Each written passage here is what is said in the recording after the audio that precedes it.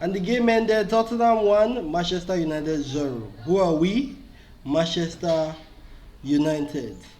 So the long-awaited Europa Cup final is come and gone. Manchester United lost yesterday to Tottenham Hotspur in the Europa Cup final. We lost 1-0, a goal from Johnson. Now I couldn't give my reaction on the match yesterday because emotions were everywhere. As much as I wanted Manchester United to win the match yesterday, we were not deserving to win that match. Now we get to the reason why I said that. The match was not worthy to be called the cup final. I think the match was the quality of the match was very poor, especially the first half. The first half, I know Tottenham scored the goal at about 42nd minute of play. Before then, both sides were very nervy. When the match started, there was no composure. Both teams were not handling the ball with maturity. It goes back to the Barcelona Inter Milan match in the Champions League. I know that is Champions League and this is Europa, but the difference in quality is a lot. Because yesterday, the first half of that match, it was embarrassing to watch, and it goes back to the quality of Manchester United and Tottenham this season. The first half was very poor. Everybody was rushing about. There was no calm in the game. The only space that was available was the sides, the middle of the field. There was no penetration passes through the middle of the field. Like both teams were so anxious, and because of the ambience of the environment, both teams were not comfortable in it, and it showed throughout the whole match. And in the second half, I knew in my mind that when they came back for the second half, they were going to sit deep, and that was what they did. And we're not able to break them down. I don't even think we have any clear-cut chances in that game. I know Van der Ven had the goal line save, but that was about it.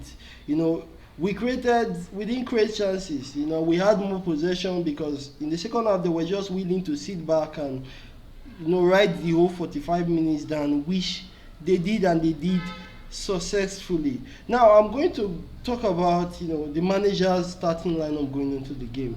The manager started Casemiro and Bruno Fernandes, which I also predicted was going to happen, because in matches where we do not have Bruno Fernandes sitting deep, we don't progress the ball.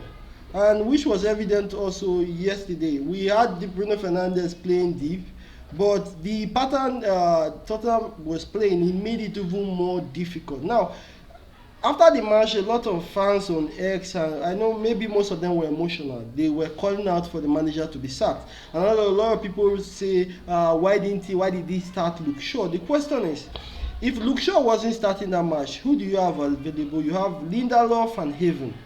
Are you sure they are better than Luke Shaw? Are you sure Lindelof is better than Luke Shaw? People said he would have started Garnacho over Mount. Have you seen Garnacho in his latest performances? I know he came into the match and he had just one shot on goal, but prior to this final, Garnacho has not been playing well. Garnacho's performance has been poor. Mason Mount got the 2 goals in the semi-final of the Europa. So in hindsight, going into this game, the lineup that was put out there was the favoured lineup to go into the game, but our quality was just not there. Tottenham sat deep and we couldn't break them down. Hence, we lost the game. We couldn't even create chances. The whole match was like everybody was nervous. But people keep blaming the manager. Now, I don't understand, because a lot of people do not have empathy. No matter what you do, they are going to blame you for something else. They are going to say, even Dogu performed so good yesterday, but the people that have been criticizing Dogu, we don't hear them saying, oh, he performed good yesterday. People just want to say you are bad. They don't want to praise you for the things you do good. They praise you for the things you do bad. I think Burna Boy in Naito can say 99 good, 1 bad. They will say you're a bad person at the end of the day. And that is what I know. Ruben Amorim have not had the best time in Manchester United. He has been poor as a manager, but it goes as far as back then during Eric Ten Hag. I was one of those people supporting Eric Ten Hag, because I understood even before Ralf Rangnick that in order for this squad to go forward, heart surgery is needed. If you have watched the way we play, if you have watched our individuals and their ability, you would understand why a heart surgery is needed. It goes to the point that the manager have always been making, that the problems are deeper than winning the Europa Cup. It's only after I relaxed yesterday I was able to take some things in, because in hindsight, I think not qualifying and winning this cup and qualifying for the Champions League, in the long run it helps Manchester United. In the long run, it is better for us, because if we had won, it would have somehow papered over the cracks. Now, I think it has done us everybody that we are this bad. It is a clear reflection of where we are on the table, and the fact that we are going trophyless and we almost got relegated. It now makes sense, because if we had qualified for the Champions League, it would not have mattered that we were almost relegated. But now we can settle down and look at other people, and it's not even that. It is for the fact that for the rebuild to actually happen, they are going to have to need time to train, and not just that, they will need time to build the culture. I know Manchester United fans are going to say, look, watching this video now, are going to be saying, wow man, this is Manchester United. But the truth is, before Manchester United become Manchester United, they were losing. It took a manager called Sir Alex Ferguson, and it took belief in the manager to get to where we are today. And a lot of people do not understand that there was a grind before we became Manchester United. There was a grind. There was a point of losing. There was a point of striving to get better.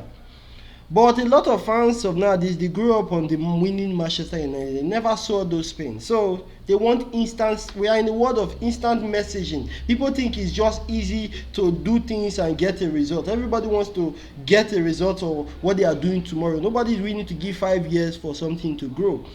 And a lot of people are starting to call Ineos trash, calling Ineos for...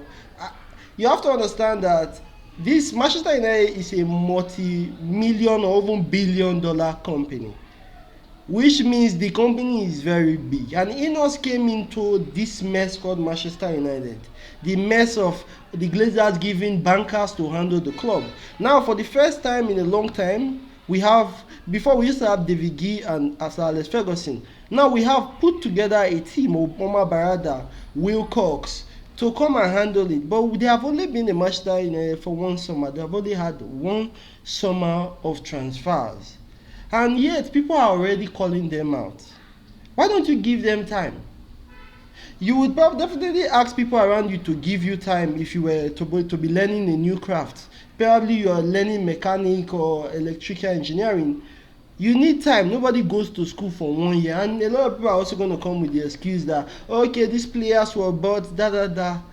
If you look at the players we have now, it was only last summer we started signing players that looked like they had a future. Before, we used to sign players, Eriksen, Casemiro. But now there's actually a plan for the first time in a long time.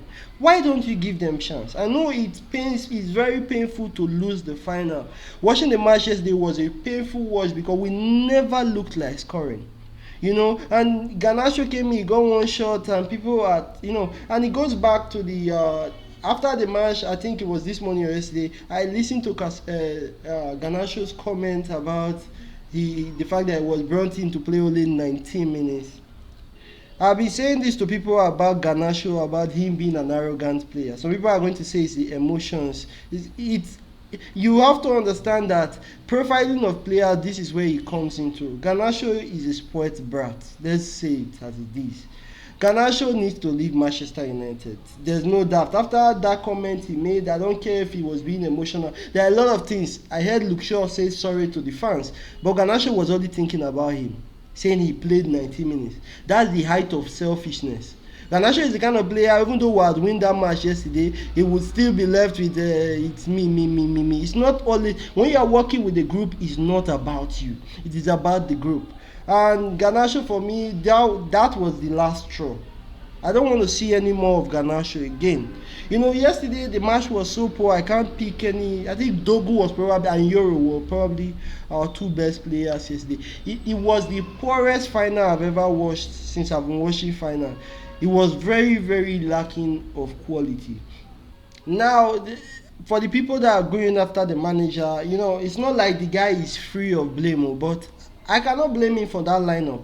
And I saw something on Twitter yesterday, there was one popular YouTuber named Aaron, a Manchester United fan. Before the game, he had tweeted that the manager did so well by putting Casemiro and Bruno Fernandes. He was like, wow, the manager is thinking the way he's thinking. After the match, the next thing he tweeted was the manager was like, shit, the manager has to go.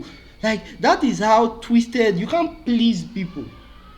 And one thing I am very happy about is the fact that Manchester United now is now run by footballing people. So all this noise from fans on careless people on social media, all this noise from people that cannot even train their families or train their kids properly, coming to tell people trying to handle multi-million-dollar companies how to run it, it's just it's wild to me. Instead of you to seek understanding, you are judging people that handle something even bigger than you.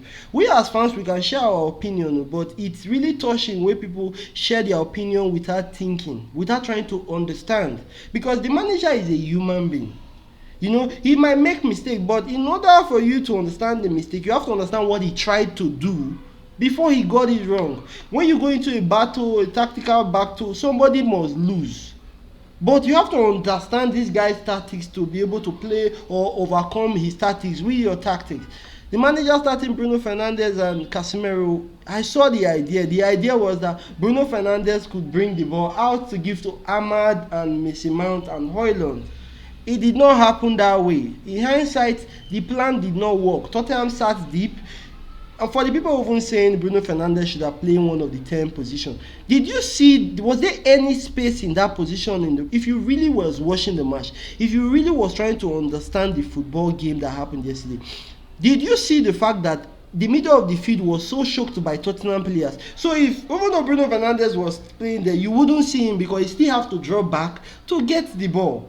People were blaming Mason Mount yesterday. He played the 10 position and he did not get a lot of touches of the ball because that place was crowded with Tottenham players.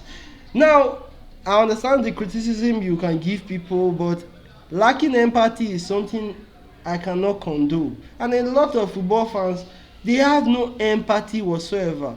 They always, if you do this one, they will say, why didn't you do the other one? Do this one. Everybody is a master, but yet only one man is the coach. Everybody knows the right decision, but only one man is going to take responsibility for the decision. Now, I don't think the manager made a bad decision in the lineup yesterday. I thought it was a match lacking of players. I thought, when I was analyzing the game, I thought it was a game that was going to be won by Casemiro. It was a game that was going to be won by Bruno Fernandes. It was a game that was going to be won by something other than footballing ability, which is character. But yesterday, Casemiro was nowhere to be found. Bruno Fernandes had one of his poorest games. Luke Shaw, Luke Shaw for me did decently in the match. The other one that I am fed up with is Casemiro. Now, I think that ball would be saved by Raya. I can beat my hand on my chest that Raya saves that ball. I can tell you Emiliano of Aston Villa saves that ball. I am fed up with Onana at the moment. I think Onana has to go. I don't care. Onana is not a goalkeeper. Onana is not it. I've been patient with Onana. We're giving him 2 seasons, and Onana is the kind of errors Onana makes. The kind of errors I don't think you can teach anybody. So I think I'm done with Onana. As for going into next season, I think we're in a much better place in the sense that now this is what you call rock bottom. Rock bottom. Almost getting relegated, going cupless, having a very terrible season. And it is something we fans, we have to accept. In order to move forward, we have to accept this is where we are now. Manchester United, we simply do not have a good enough structure as a team. We simply do not have the characters on the pitch to deliver. And this summer is going to be up to Ineos, it's going to be up to the Mayu backroom staff to get it right. As for this match, poorest final I've ever watched. You know, there are not a lot to take from the match. You know, I mostly just even learned more about Manchester United fans, about the present day Gen Z fans. You know, they are always calling people names and all that. If you have a different opinion, you are dull. You don't know how to think. And in hindsight, there are no people that are willing to understand what you are trying to do. They seem to, during Ten Hag, it goes back to Ten Hag. Every time I go back to Ten Hag because I knew that Ten Hag was not the issue.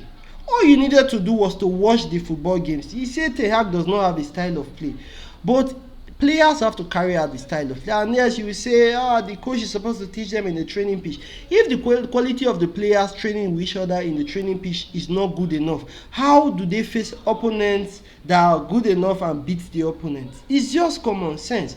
If your teacher in class is not good enough or doesn't bring the right materials to teach you, and you are taken to an exam that is made with a different quality, you are going to fail. Unless you do extra studies, you are going to fail. And Manchester United players, we know there are very few players there that do extra training sections to get better. Very few of them. And in a top team like Manchester United, the time of the Poscos, the Ryan Giggs, that is what they did to take us to the next level. So instead of saying the manager is not training the players enough, it is the players' responsibility to get to those level of quality to be able to deliver the tactics that the manager is telling them to deliver. But if personally they are not working themselves to that quality, you cannot blame the manager. You can blame the recruitment team. You can blame the backroom staff for the people that did the profiling of the players. But blaming the manager, come on, that is really, really weak. It shows that you do not understand the football.